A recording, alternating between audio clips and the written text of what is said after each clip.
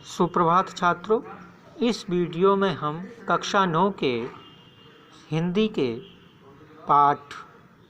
हिंदी के संस्कृत खंड के तीसरे पाठ पुरुषोत्तम श्री राम के अंतिम 7 नंबर से अंतिम श्लोकों को पढ़ेंगे। यानी पहले 6 श्लोक हम पहले वीडियो में पढ़ चुके हैं, अब हम 7वें श्लोक को इस वीडियो में पढ़ेंगे।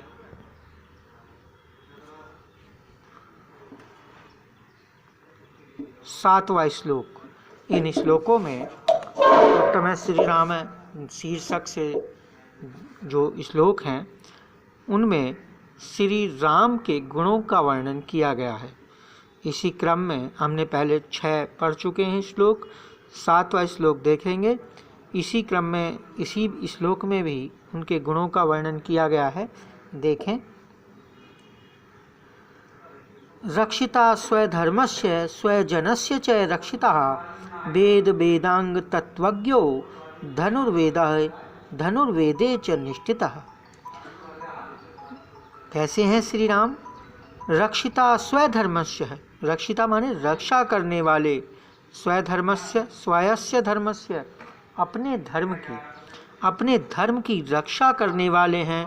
स्वजनस्य च रक्षितः, स्वजनस्य अपने लोगों की, च माने और, रक्षिता रक्षा करने वाले हैं। श्री राम अपने धर्म की रक्षा करने वाले हैं और अपने लोगों की रक्षा करने वाले हैं। वेद वेदांग तत्वज्ञो धनुर्वेदे च निष्ठितः। वेद वेदांग तत्वज्ञो, वेद और वेदों के अर्थ को जानने वाले, वेद और वेदों के अंगों, वेद और वेदों के अंगों के अर्थ को जानने वाले, धनुर्वेदे च निष्ठित है। च माने और, धनुर्वेदे माने धनुर्वेद में, निष्ठित है माने निपुण, और धनुर्वेद में निपुण है। कैसे हैं राम? रक्षिता स्वयस्य धर्मस्य, अपने धर्म की रक्षा करने वाले हैं। स्वजनस्य च रक्षिता है, अपने लोगों की रक्षा करने वाले हैं।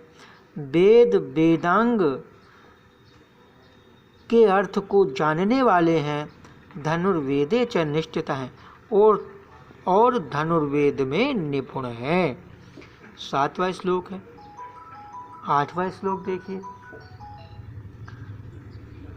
सर्वशास्त्रार्थ तत्वज्ञ स्मृतिमान प्रतिभावान सर्वलोकप्रिय साधु अधीनात्मा विचक्षण है।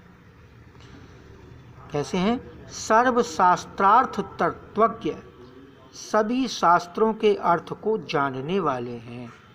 सर्वशास्त्रार्थ तत्वज्ञ, सभी शास्त्रों के अर्थ को जानने वाले हैं।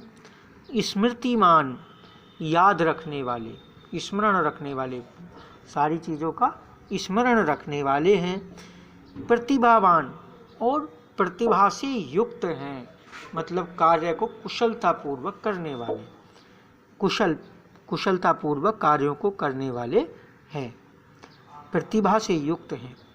सर्वलोकप्रिय, सारे लोगों के प्रिय हैं, सारे संसार के प्रिय हैं। साधु, सज्जन हैं। अधीनात्मा, स्वतंत्र हैं।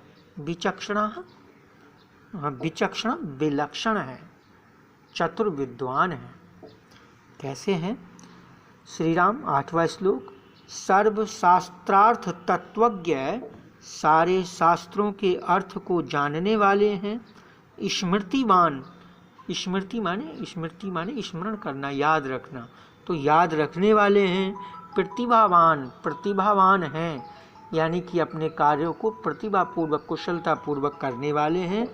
सर्वलोकप्रिय, सारे संसार के प्रिय हैं। साधु, दीनात्मा विचक्षणा, सज्जन है। दीनात्मा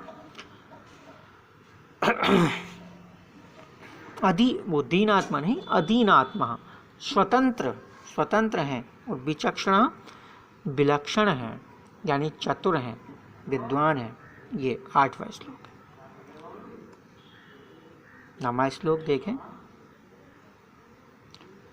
स च नित्यं प्रशांतात्मा मृदु पूर्वं च भाषते उच्चमानो अपि परुषः न उत्तरम प्रतिपद्यते।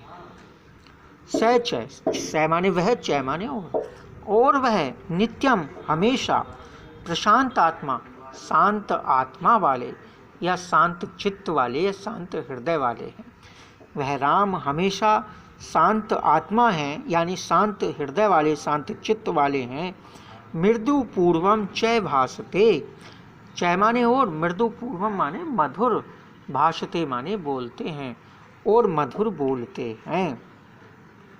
उच्चमानो अपि, मानी होते हुए भी, महामानी होते हुए, यानी बहुत सम्मान वाले होते हुए भी, परुष कठोर, न उत्तरम, न माने नहीं, उत्तरम माने उत्तर, प्रतिपद्यते माने देते हैं। बहुत मानी होते हुए भी किसी को कठोर शब्द नहीं बोलते हैं, किसी को कठोर उत्तर नहीं देते हैं। एक बार और, सच नित्यम और वह हमेशा प्रशांत आत्मा, शांत चित्त वाले हृदय हैं, शांत हृदय वाले हैं।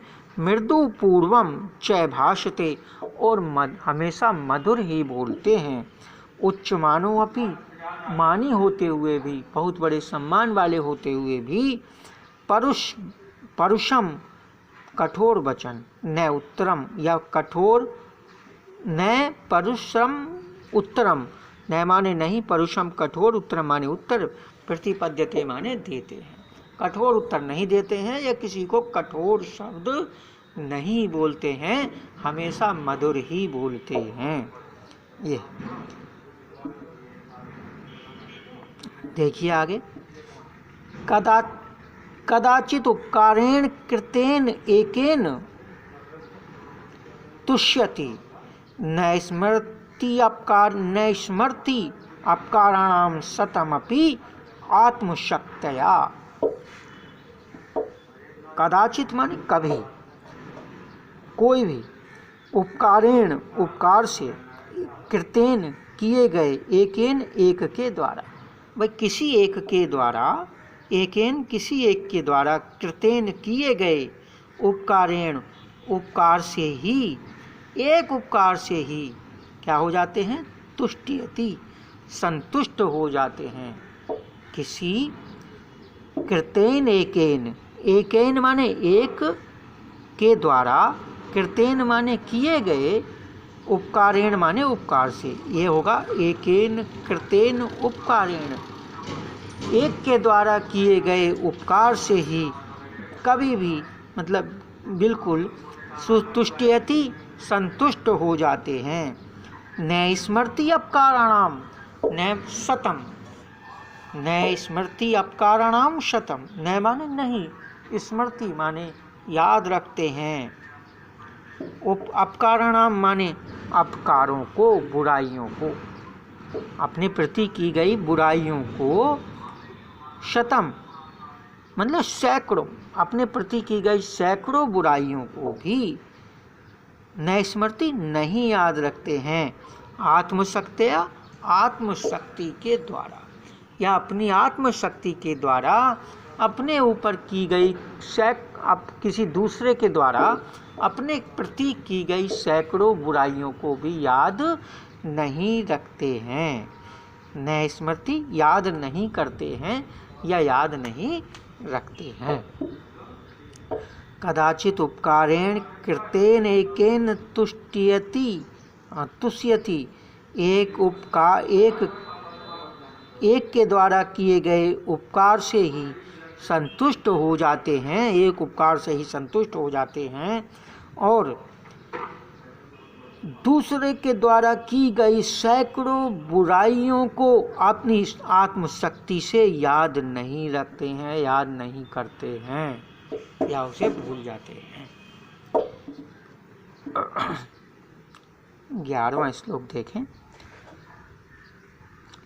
सर्व विद्या व्रतिस्नातो यथावत सांग वेदवित अमोघ क्रोध हर्षश्च त्याग संयम कालवित। सर्व विद्या व्रतिस्नातो, सारी विद्याओं के व्रत में स्नान किए हुए, यानी कि सारी विद्याओं को जानने वाले।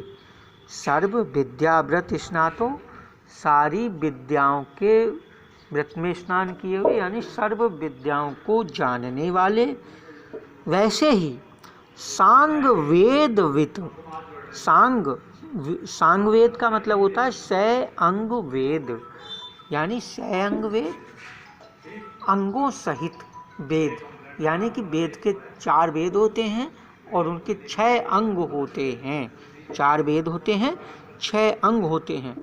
तो वित माने जानने वाले। सांग वेदवित 6 अंगों सहित वेदों को जानने वाले हैं। कैसे हैं वो? सर्व विद्या व्रत स्नातो, सभी विद्याओं के व्रत में स्नान किए हुए, यानी सभी विद्याओं में निपुण हैं, सभी विद्याओं को जानने वाले हैं। और सांग वेद अंगों सहित, 6 अंगों सहित वेदों को भी जानने वाले हैं। और कैसे हैं श्री राम? अमोघ क्रोध हर्षश्च, जिनका क्रोध और हर्ष, मतलब क्रोध गुस्सा और हर्ष माने आनंद खुशी, जिनका क्रोध और खुशी कैसी होती है? अमोघ, कभी ना चूकने वाली, कभी खाली ना जाने वाला कह सकते हैं आप। जिनका गुस्सा और क्रोध कभी खाली जाने वाला नहीं होता। और कैसे हैं? त्याग संयम कालविता, कालविता तीनों कालों, जिनके यहाँ जिनका त्याग और संयम कालविता तीनों कालों में है, जिनके त्याग और संयम की गाथा तीनों कालों में फैली हुई है, तीनों कालों में जिनका त्याग और संयम फैला हुआ है, ऐसे श्री राम हैं।